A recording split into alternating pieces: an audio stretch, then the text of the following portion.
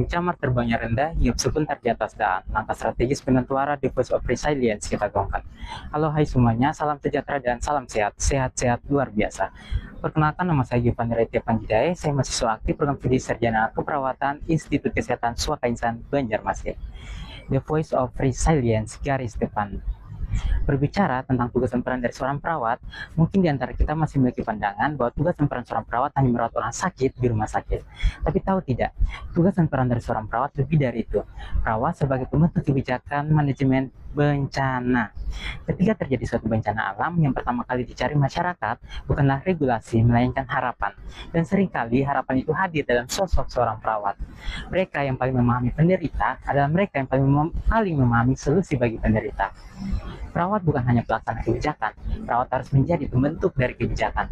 Tidak ada negara yang benar-benar kebal terhadap bencana, yang membedakannya ialah seberapa tangguh sistem kesehatan yang ada di suatu negara.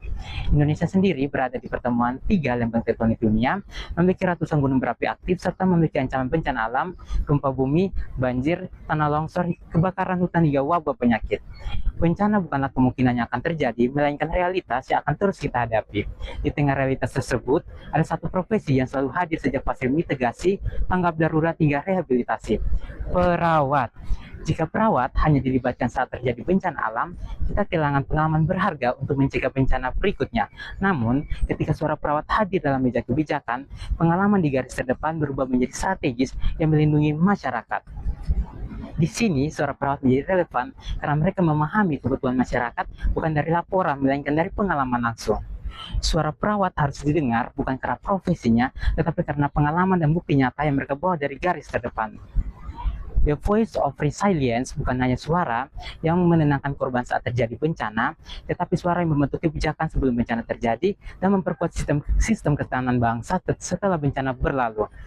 Karena ketahanan bangsa tidak hanya dibangun oleh gedung yang kokoh, tetapi juga oleh kebijakan yang lahir dari pengalaman mereka yang berada di garis terdepan.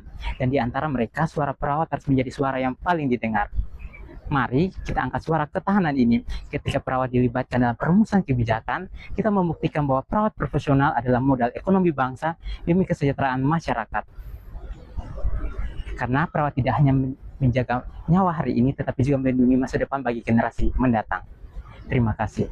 Baik, karena saya telah membuka public speaking ini dengan pantun, izinkan saya menutupnya dengan pantun.